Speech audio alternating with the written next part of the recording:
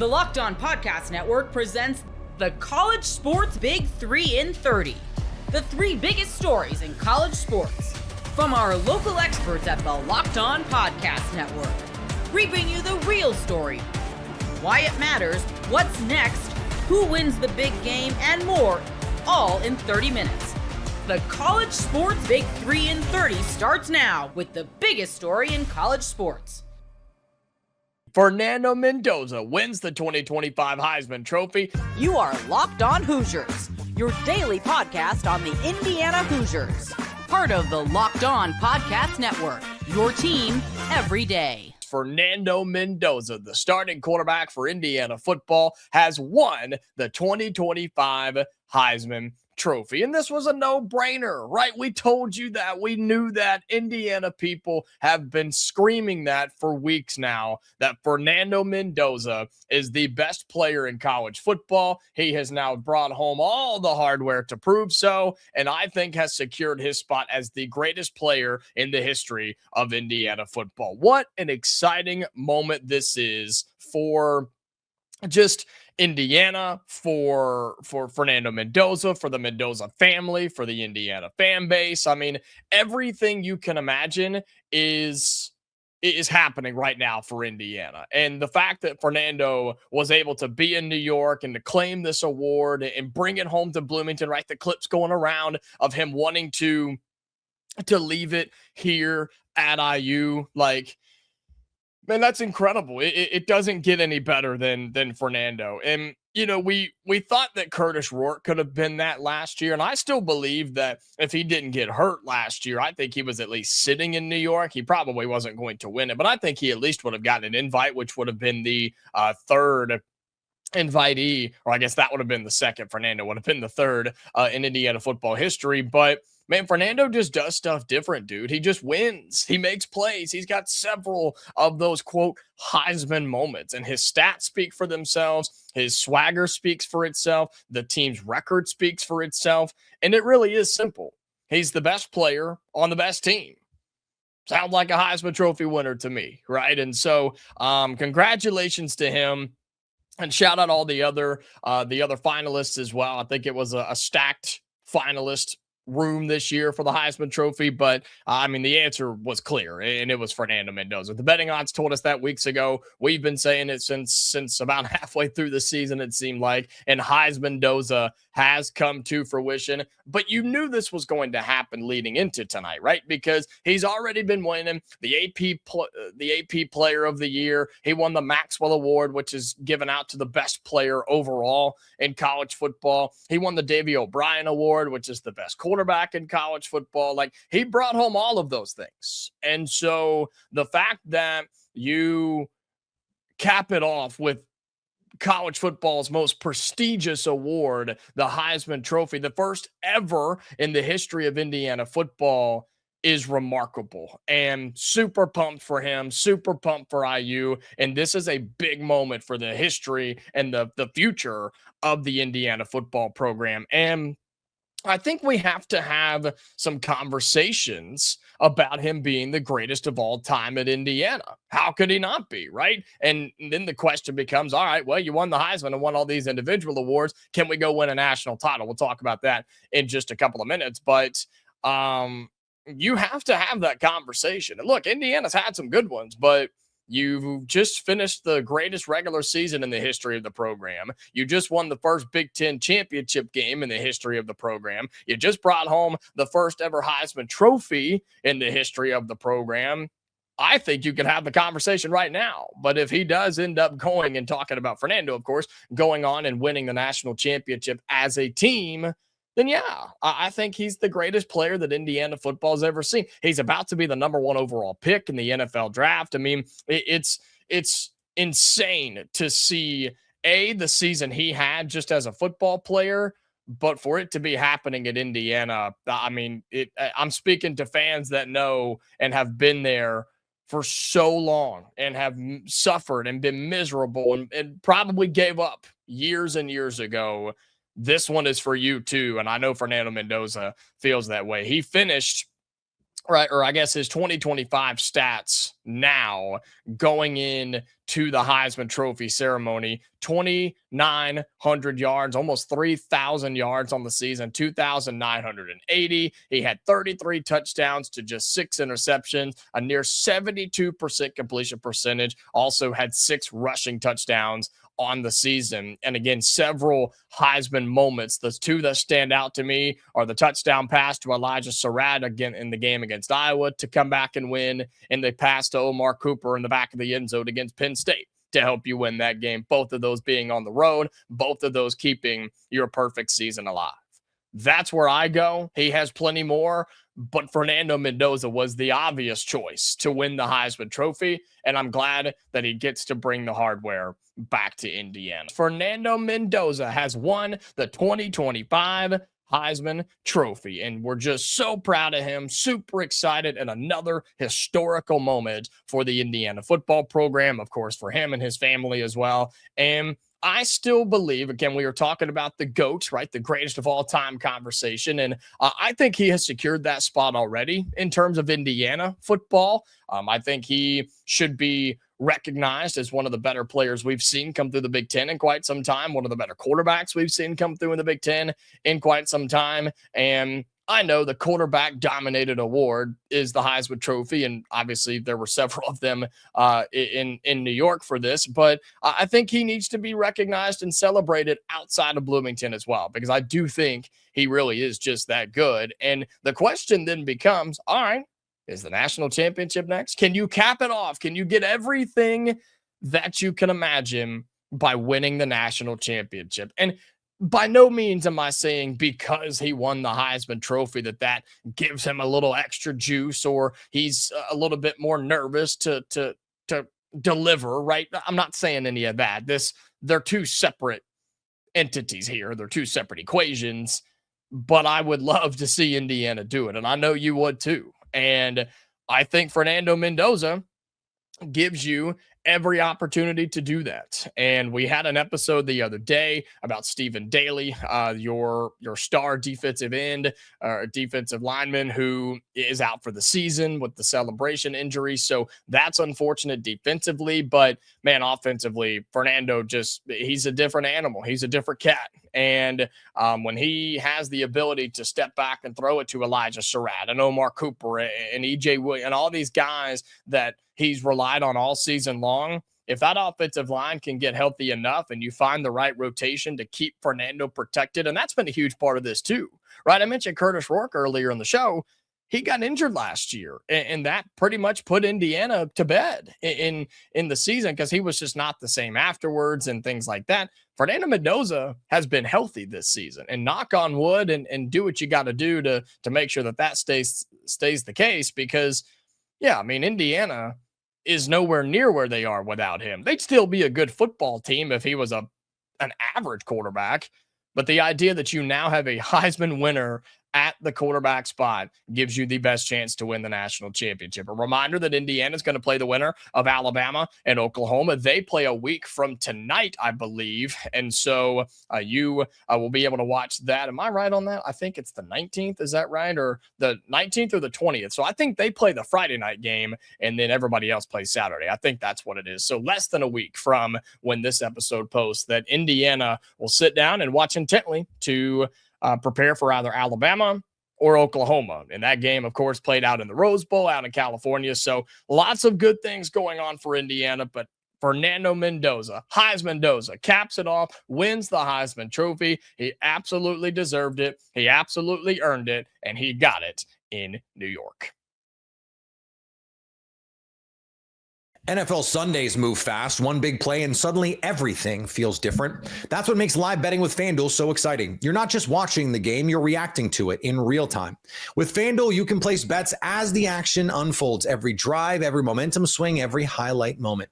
You can bet next touchdown scores, drive results, totals, and more. It keeps you locked into every snap, every drive, every possibility. So if you want to be right in the middle of the action this season, visit FanDuel.com and place your NFL live bets all season long. FanDuel, the game moves fast, and so can you. Arizona mollywopped Alabama in Birmingham in the second half. You are Locked On Wildcats, your daily podcast on the Arizona Wildcats, Part of the Locked On Podcast Network, your team every day. Braden Burries, if he can play like this, the ceiling's there. But I will push back, Tyler. I know you're a huge fan, so this is not a slight at you. I predicted a Braden Burries game. I said he was the X factor for this game.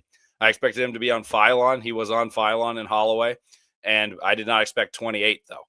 28 was awesome. He came out hot, struggled a little bit at the end of the half, and then that second half surge was unbelievable. So let me give you my takeaways from a 20-plus point win, basically on the road against a top 12 team. We talked about the top 12 teams mean that college basketball says you can be a champion. But Arizona just blasted one in their home state. Like, think about that. Arizona is legit. And Burries was fantastic. So here are my takeaways. Braden Burries is here, highlighted by a monstrous stretch by Arizona on the glass, plus defensively. Like, the glass and the defense go swept under the rug because of how good Burries was in that stretch where he hit those threes and propelled himself from 8 points at the half to 28, and he nailed those threes. But what really is impressive to me is how good they were on the glass plus the defense. That's not surprising because we've talked about that all the time. But they went on that run without their best two players, not just Koa Pete, where they've been able to handle him playing with foul trouble against UCLA. But they did it without Jaden Bradley and Koa Pete. I circled the time when Jaden Bradley picked up that third, and I was like, oh, no. They just held this momentum. It's an 8-0 run. How long can they stand without Jaden Bradley? And instead, they went on a huge run without their best two players. It's an amazing start to the second half by the Wildcats, even without Pete and Bradley. They set the tone together. Both picked up fouls in consecutive possessions. And the best two players sat for Arizona, and Arizona ran away from a top 12 team of the nation, opened up a 20-plus point lead, and held it. And that Burry stretch encapsulated it all. But Karchenkov was crucial. Awaka and Krivas dominated the glass.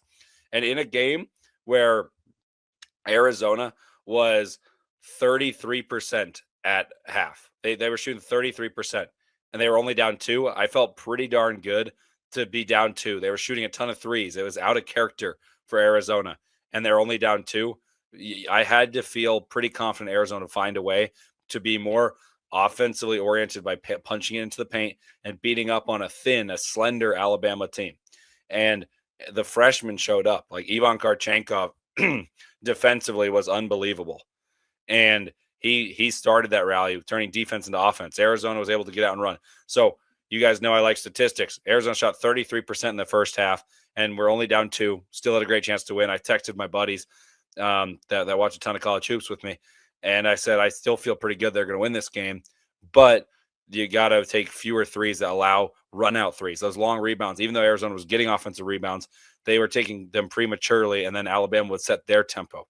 Towards the end of the half, Arizona started to build their own tempo, and then they kind of relinquished that lead at the very end of the half after taking over for a 5-minute span towards the end. But you have 2 on Pete, and they got timely buckets from Jaden Bradley to keep them in tight. Del Orso hit some timely ones in the first half. But you weather that storm, played Alabama's tempo, shoot poorly, shoot way more threes than you used to, and you're only down 2. So I said this. Good news, Arizona's right in the game when they played at Bama's tempo. Bad news, Arizona's not imposing their will at all on the inside, shooting bad threes at sub 40 from the field. So 33%, 11 offensive rebounds, but only 5 second chance points. That's the first half. Now let's go to the second half where Arizona imposed their will and built out this fantastic win. And I'm really sorry for those of you who are just joining. My voice has been shot all week, and it has gotten worse. So I apologize for the lack of quality. I'll hopefully make up for it with the coverage. Arizona shot 22 of 42, 56% from 3 in the second half, but they only shot 9 threes in the second half. That's a huge difference because they were shooting just as many threes as Alabama in the – I twisted that up. Arizona shot 22 of 42 from the field, 56% from 3, but only shot 9 times. And they were shooting as many threes as one of the most prolific three-point shooting teams in the first half. That's playing their game, not Arizona's game. They also in the second half had 18 points off of turnovers and 28 rebounds alone in the second half, including 11 offensive rebounds where they scored 10 second chance points.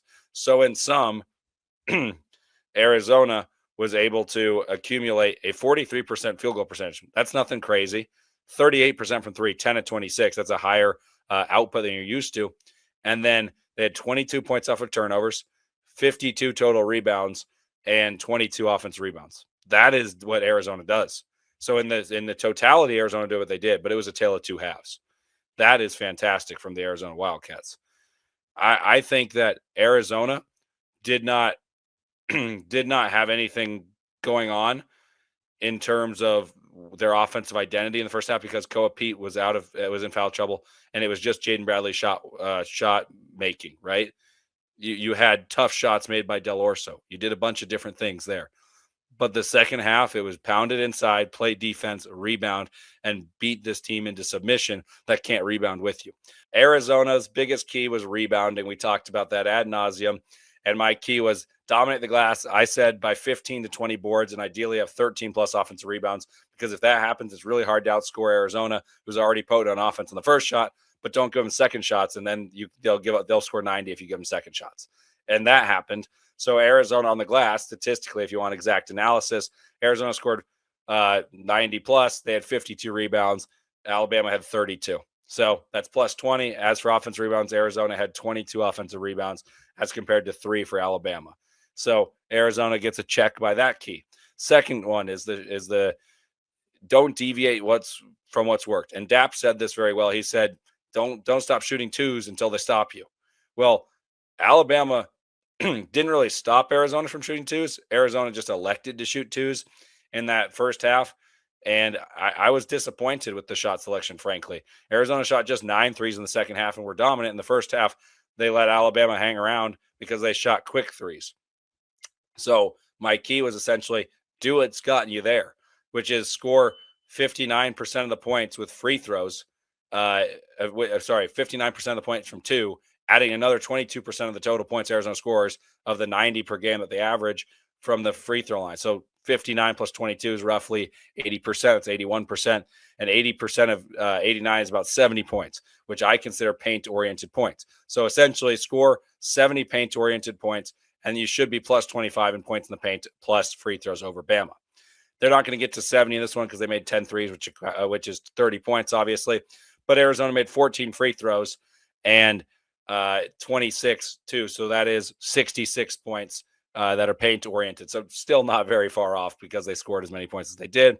As for Alabama, points in the paint, not ever a strong suit for the Crimson Tide. They were at 20 in the paint and 13 free throws. So you win that one by 20 plus. Check again. The next key was defensive. And it was basically limit Alabama's easy twos at the rim because Alabama's going to shoot threes. But if you can take away where they were shooting entering this game 63% from 2 as a team, which is absurd. That was top 10 in the country. And if they score 95 a game, which is what they averaged, 42% of their 95 points came from 2. Alabama doesn't shoot mid-range jump shots. So if you make that number diminish, and I said, hold them to 50% from 2, and then that changes the number of points from 40 to 30. And that's a huge gap. And instead, Alabama made 12 threes and 13 twos. So they scored 26 twos and 26 points off of twos, that is. And not all of them were the paint because they only scored 20 in the paint. Arizona, a clear-cut check mark right there. So I said I want 32 points in the paint or fewer. They were 12 under that, and that was ambitious against a team that scores 90 plus a game. The next key is Alabama shoots the 7th most threes in the country, and they make over 12 per game. But make the non-usual suspects hit them. I want the following players to combine for fewer than 5 threes. Latrell Wrightsell, Houston Millett, and Amari Allen. Well, Wrightsell was really good, and he had three threes. But you saw Amari Allen go 0 of 3, and you saw Houston Millett go 1 of 3. That's only 4 between those guys, and it made Philon take difficult shots. He went 7 of 16. He had a good game, but 7 of 16, but he had 5 turnovers. And also shout out to Dapp again. He was being attacked for saying, he was saying you got to end up passing the ball and that these guys don't turn it over because their turnovers, even at a high tempo, did not equate to turnovers. Well, LeBaron Philon in big games has turned the ball over against Purdue, against Gonzaga, and now against Arizona, 5 turnovers. So he was spot on there. The keys, Arizona went 4 for 4. And as a whole, they dominated the Alabama Crimson Tide. And I think that Michigan, I know some people I don't want to hear about that, but I'm just a college basketball guy. Like I love college basketball. I think Michigan deserves a ton of praise, but I think they've played a fairly fraudulent schedule. Like I don't think Auburn's very good. and they beat Gonzaga, and they beat the brakes off of Gonzaga. But Gonzaga is so interior oriented. If you play a big team, like that is a shock to the system. Everyone else Michigan's played, not very good. So Alabama is a better team than everyone but Gonzaga that Michigan has played. And Arizona beat them by 20 in the state of Alabama.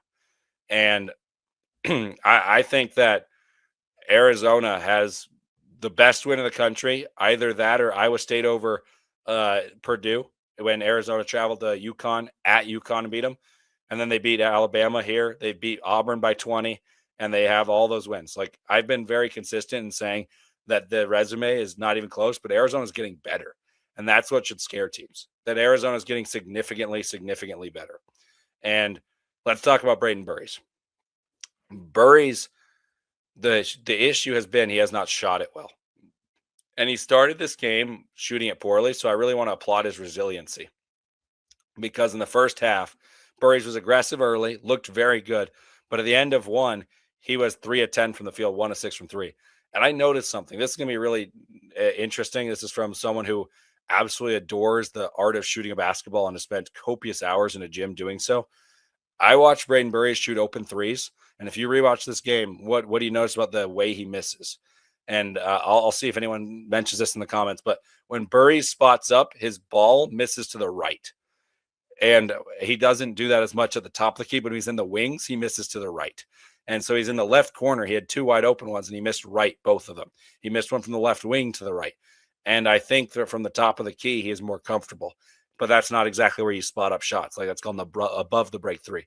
I'm very curious to see how that develops, but I want to applaud the resiliency of Braden Burries to knock down threes, to hit threes when open, and then also have the chutzpah, the want to affect the game defensively throughout the first couple weeks of the season. And now he's averaging north of 20 over the last 5 games. And I know that's accelerated by today, 28, but he was averaging 17 for the last 4 before this one.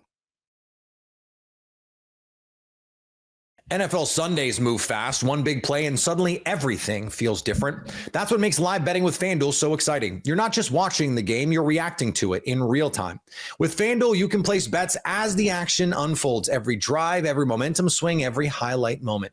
You can bet next touchdown scores, drive results, totals, and more. It keeps you locked into every snap, every drive, every possibility. So if you want to be right in the middle of the action this season, visit FanDuel.com and place your NFL live bets all season long. FanDuel, the game moves fast, and so can you. Washington ends the season on a high note with a dominant win over Boise State. You are Locked On Huskies, your daily podcast on the Washington Huskies, part of the Locked On Podcast Network, your team every day. Washington has a very bright future ahead. This game showed that. But will Jedd Fisch be part of it? We're going to talk about that later on, so stick around for that because we need to talk about this game first. Washington's defense was absolutely tremendous throughout this contest, as was the offense. And when I look at this game, it really was just a perfect encapsulation of the season for better and for worse because you play a Mountain West team, you beat them senseless. That's probably the best way to say this. But it's also just unfortunate that we didn't see this kind of talent shine through in bigger games this year. Yeah, I mean, you get a game away from Husky Stadium where you just eviscerate an opponent completely from start to finish. And it's as you should. I would say start to finish.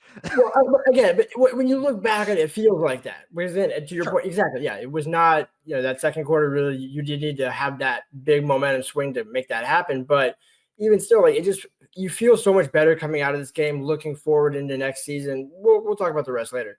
Just what you saw tonight, where DeMond matched, 4 touchdowns from his bowl game as a freshman against Louisville, but was better, was sharper, didn't have any interceptions. It just looked like a little next step up. DeMond Williams, Jonah Coleman gets the rushing touchdown. Everything was there. Denzel has his big day. Like everything was working once it finally started to click in the second quarter. And shout out to the duo of freshmen that also got their first. Braden gets his first touchdown catch. Desmond also gets another one. Freshman record, I think we're going to call it now. I hate when you call it bowl games, throw it in there. It was a 13th game, but it is true. There's so much potential on this team, and that's why when we talked about before the season, 9-3 was real. You should be 10-3 right now, but you got to live with what happened in Wisconsin. No, absolutely. And that's such a big part of this because you look at it again from start to finish, especially if we want to stay on the offensive side of the ball before we get to the defense a little bit later on. This was just such a really nice showing of what this season was in so many different ways because Jonah Coleman obviously still wasn't 100%, but we saw a better version of him than we've seen in a very long time, which is very nice to see. And Denzel also very clearly wasn't 100% with when he had to come out of the game and looked like he was still clearly in a lot of pain, but he still winds up with 6 catches for 125 yards and a touchdown. I don't know what happened on that play. The safety just decided not to cover him, which, hard hitting analysis seems like a bad idea. I'm just going to throw that out there. It was nice to see Quentin Moore get involved, get him a touchdown in the last game of his career. And then we look at this offensive line as well. I don't think it was necessarily perfect today, but I also think that Boise State had a really nice game plan for how to contain Damon Williams. And if there's one thing that team has been known for, especially under Spencer Danielson, it's been playing a really nice disciplined defense, and they were able to contain Damon in the pocket. He held onto the ball. He made a couple of mistakes at different points in time, but he also just looked like exactly what we've expected from him all season long. He was efficient. He threw the ball really, really well all over the field. He still missed a couple of throws that I'm sure he'd like to have back. But when you look at his performance as a whole, it was everything is on the up and up. Everything looks like it's headed in the right direction. It is, and you didn't need the Rutgers miracle of the 400, 100-yard game. You didn't need a massive comeback like you had at Maryland. And again, like you led the show with, you shouldn't have that against a Mountain West opponent. But there's a lot of things that we've seen this season that could suggest, like I thought coming into this game, it was going to be a little closer of a final score. I had it 38-28 in that kind of ballpark where got the 38 right. But, that's where you look at it and think they should be this, but it ends up being that. And tonight it wasn't the case of that. It was more so, why can't this team show up every single time they go on the road, or at least 85% of this team, let's just say, because you're never going to get it every single game. But with what Jedd Fisch has at his disposal, 30 points at minimum should have been the bar of the season. And so, you look at it and think, Damon, could he still have been better? He will. He'll be better, I'm sure. But it didn't need to have that massive, second half that really was required. It felt like throughout much of the Big Ten conference season. But again, it's a reminder, you're playing a Mountain West team who was Mountain West champion. So you're not facing, the lowest of the low in the Mountain West, where that's, kind of those basketball play-in games, as it were. You're playing a really sound defensive team, like you mentioned. And so to get 38 points, that's really significant when you look at it in the grand scheme of things. So I certainly agree with that. I look at everything that this team has brought to the table all season long. And you talk about not necessarily being able to get over the hump. I think that was such a big part of it, because that's why when you said, from start to finish, I disagreed, because we didn't see that in the first quarter. And that has been just such a big thing, not even just on the road this season. We saw that at home through the back portion of the season, especially as we got into Big Ten play, which was really, really frustrating. And as this team has continued to just grow and get better and mature, it's nice to see them start to get over those sorts of humps. But that's one of those things where you stall out in the red zone on that very first drive. And then your next two drives, I think go for a total of -1 yard. After the first drive where you get the field goal. So there were still certainly things that you can improve on and get better at. And it's one of those things where I don't want to say the defense bailed Washington out in this game, because that's unfair, and that certainly isn't the case. But it's just also one of those things where, as you look at what this team needs to do, I think maturity is going to go a long way in that ballpark. And you just look at all of the guys that you have coming back next year, where you mentioned Desmond Roebuck and Raiden Weisbreit. You look at these running backs and Adam Muhammad, who wasn't necessarily featured very heavily tonight, but Jordan Washington looked absolutely awesome. This offensive line, where you think about guys like Paki Finau and Champ Talialia, without mentioning John Mills too, who's been a freshman All-American at this point in time. Like, there's so many really nice pieces all over this offense to come back. And as these guys continue to grow and gel and learn together, you can't help but think that the ceiling is so much higher going into 2026. And where does that start with? Jedd Fisch. And I'm glad you said maturing, because, Jedd Fisch is a mature guy. He's an adult in the room. But there's sometimes where Jedd gets a little bit in his own way. And I don't think we saw that as much tonight, right? I didn't feel that sense of Jedd out-trying himself, or, trying to do too much. Where, like Spencer Danielson had a good plan in the first quarter. So did Colorado State. And then look what happened the rest of that game. That kind of was what it felt like, but even a better version of that tonight, where Jedd didn't let the first quarter bleed into the second quarter. You hit the 70-plus yardage to Denzel, and then Desmond and Raiden, followed up with that. But it's just about, okay, you're going to face good teams and good coaches. Can you counter the counter? Can you get through that first initial wave? Because at times they've gotten bogged down. And tonight was really kind of a testament to Jed to say, you know what? We're just going to keep to our plan. We're going to stay within ourselves. We're the better team in this equation. We're not going to let, the Wisconsin game creep up of, oh, hey, it's, 10-3 at half or, 13, Sure. whatever, 13-7 at half, whatever you want to put that score as. Once you had that kind of first seal break, then the floodgates just open. And I think, to use the water analogy, now the fish can run free and swim free. And so that really was what it felt like. You're just going downstream at that point and everything is just kind of going in your favor. And there's no reason why it shouldn't. Right. And that's one of the things that when everything was going right this season, we saw that against Purdue and Illinois and some of these teams that aren't in the, the upper echelon of the conference at this point in time. Illinois was certainly the closest to that, but still it's, not on the level of what we saw from Oregon and Ohio State and Michigan to an extent as well, which is the really frustrating thing. And it's, again, why this team just needs one more year of maturity to just continue to grow together, because you add a couple more pieces to this. You add maybe a piece or two from the transfer portal as well.